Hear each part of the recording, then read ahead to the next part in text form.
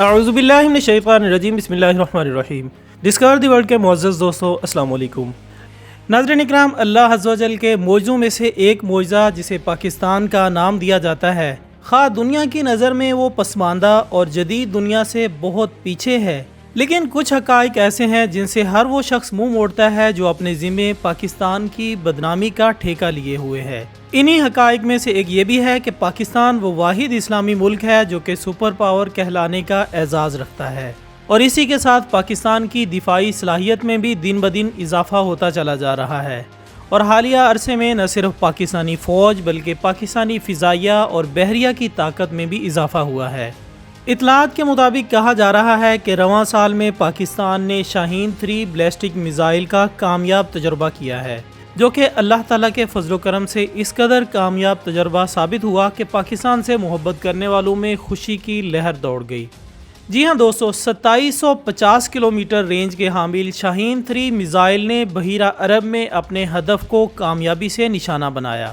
سامعین گرامی، اس کامیاب تجربے کے بعد کئی پاکستانیوں کے ذہنوں میں یہ خیال بھی ابھرا کہ اس میزائل کو بھی بھارت کے علاقوں تک رسائی کے لیے ترتیب دیا گیا ہو، لیکن ناظرین آپ یہ سن کر حیران ہوں گے کہ اس میزائل کو خاص طور پر اسرائیل اور دیگر ممالک کو نشانہ بنانے کے لیے تیار کیا گیا ہے، جو کہ دراصل پاکستان کی سلامتی سے متعلق ہے۔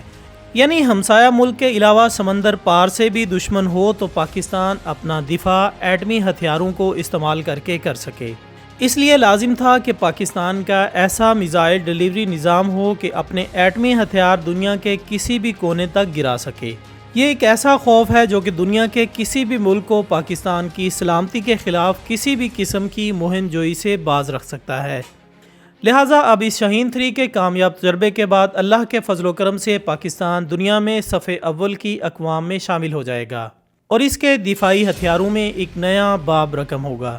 کیونکہ میزائل شاہین 3 کے کامیاب تجربے نے پاکستانیوں کو اسرائیل کے حوالے سے بھی بڑی خوشخبری دی ہے، کیونکہ اس میزائل کی مدد سے پاکستان اب اسرائیل اور دیگر چند ممالک کے کسی کونے کو بھی محض چند منٹس میں ٹارگٹ کر سکتا ہے۔ محترم خواتین و حضرات، پاکستان کی دفاعی قوت کی تاریخ پر روشنی ڈالیں تو معلوم ہوتا ہے کہ پاکستان کا ایٹمی پروگرام اور میزائل پروگرام انتہائی جدید اور محفوظ رہا ہے۔ یعنی 1990 کی دہائی کے اوائل میں پاکستان نے کم فاصلے پر مار کرنے کے ایٹمی اسلحہ سے لیس ہونے کی صلاحیت کے حامل میزائل کثیر تعداد میں حاصل کر لیے تھے، اور اسی طرح 1998 کے ایٹمی ٹیسٹ دھماکوں سے پہلے ہی پاکستانی سائنسدانوں نے درمیانی فاصلے تک مار کرنے والے بیلسٹک میزائل تیار کر لیے تھے، جن میں IRBM غوری میزائل بھی شامل تھے۔ لہٰذا اس میزائل کو رینج پر 16 اپریل 1998 کو ٹیسٹ فائر کیا گیا، اور دنیا پر ظاہر کیا گیا کہ پاکستان دور تک مار کرنے والے میزائل تیار کرنے کی صلاحیت رکھتا ہے۔ اس طرح پاکستان نے ملٹی سٹیج راکٹ ٹیکنالوجی پر دسترس حاصل کی اور انٹر کانٹیننٹل بیلسٹک میزائل یعنی براعظمی بیلسٹک میزائل بنانے کی صلاحیت حاصل کر لی۔ دوستو، بین البراعظمی میزائل دراصل ٹیکنالوجی کے حوالے سے عام میزائلوں کی نسبت مختلف بنایا گیا، جو کہ خلا میں سیٹلائٹ بھیجنے والے سادہ راکٹ سے مشابہت رکھتا تھا۔ اس میزائل میں صرف جمی ہوئی آکسیجن بطور ایندھن استعمال کی جاتی، جبکہ اس کو زیر زمین پلیٹ فارم یا پھر کسی خاص گاڑی جیسے پلیٹ فارم سے لانچ کیے جانے کا بھی انتظام کیا گیا، جس کی وجہ سے اس میزائل کی ٹیکنالوجی انتہائی پیچیدہ ثابت ہوئی، اور ماہرین کے مطابق یہ ایک سیٹلائٹ کو لانچ کرنے سے بھی زیادہ مشکل کام گردانا گیا۔ سامعین، یاد رہے کہ یہ میزائل عام طور پر 3 عدد کے یکے بعد دیگرے جڑے ہوئے مختلف راکٹ بوسٹرز پر مشتمل ہوتا ہے۔ زمین سے فائر کیے جانے کے بعد یہ میزائل سینکڑوں میل اوپر خلا میں داخل ہونے سے پہلے اپنا بڑا بوسٹر الگ کر دیتا ہے، اور اپنے درمیانے بوسٹر کی مدد سے خلا کی گہرائیوں میں چلا جاتا ہے۔ میزائل کا درمیانہ بوسٹر اس میزائل کو ہزاروں کلومیٹر دور اپنے ٹارگٹ یعنی دشمن کے اوپر خلا میں بآسانی پہنچا دیتا ہے، اور پھر یہ میزائل سے الگ ہو جاتا ہے۔ اس کے بعد میزائل کا تیسرا اور سب سے چھوٹا راکٹ بوسٹر اپنا کام شروع کرتا ہے،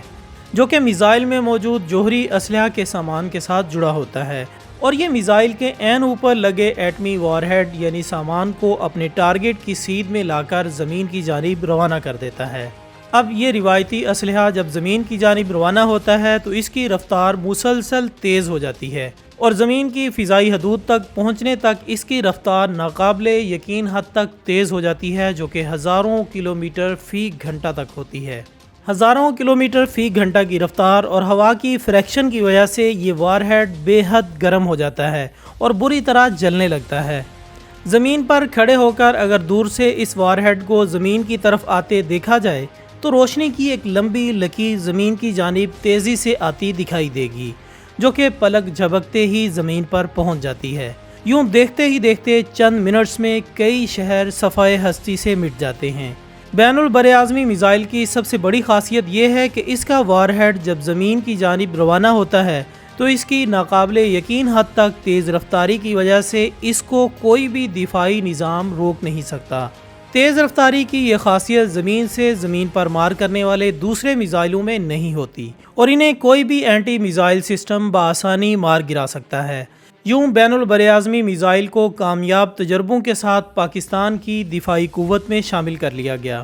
جس کے بعد غوری میزائل سسٹم ڈاکٹر قدیر خان کی سرپرستی میں KRL کے سائنسدانوں نے تیار کیا۔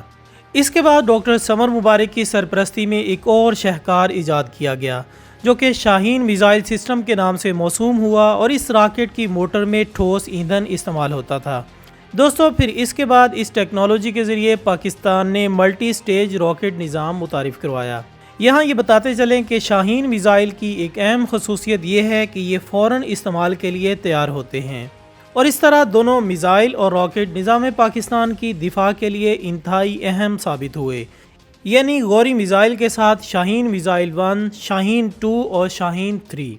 دوستو، شاہین 3 کا لیبارٹری میں اسٹیٹک انجن ٹیسٹ میں کامیابی کے ساتھ ستمبر 1999 میں کیا گیا،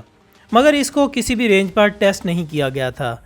اب جب کہ حال ہی میں یمن کا بحران پیدا ہوا اور پاکستان نے اپنے تمام شہری وہاں سے نکالنے کے لیے اپنا بحری بیڑا عدن کی طرف روانہ کیا، تو شاہین 3 میزائل کو بھی بحیرہ عرب میں چلایا گیا اور اسرائیل کو پیغام دیا گیا کہ عالم اسلام میں افراتفری پھیلانے کی غرض سے اسرائیل یمن میں کسی مہم جوئی سے باز رہے۔ ناظرین، ان سب قابل فخر کارناموں سے ثابت ہوتا ہے کہ پاکستانی سائنسدان، پاکستانی فوج اور ISI ملک کا دفاعی نظام ناقابل تسخیر بنانے میں ہر وقت مصروف عمل ہے۔ لہٰذا ضرورت اس امر کی ہے کہ ملک کے ان دفاعی جان بازوں کی کوششوں کو سراہا جائے، جو دن رات ایک کر کے اپنی جانوں کی پرواہ نہ کرتے ہوئے اپنے ملک کے دفاع کے لیے کوششیں کر رہے ہیں۔ آخر میں دعا ہے کہ اللہ تعالی ہمارے ملک پاکستان کو ہمیشہ اپنے حفظ و امان میں رکھے، آمین ثم آمین۔ اسی دعا کے ساتھ ہماری آج کی اس ویڈیو کا اختتام ہوتا ہے۔ ہم امید کرتے ہیں کہ آپ کو یہ ویڈیو ضرور پسند آئی ہوگی۔ اس ویڈیو کو اپنے تمام سوشل میڈیا اکاؤنٹس پر لازمی شیئر کیجیے گا اور کومنٹس کی صورت میں اپنی رائے ہم تک پہنچانا ہرگز مت بھولیے گا۔ ہماری اگلی ویڈیو آنے تک اپنا دوستوں، رشتہ داروں اور گرد و نواح کے تمام لوگوں کا بہت خیال رکھیے گا۔ اللہ حافظ۔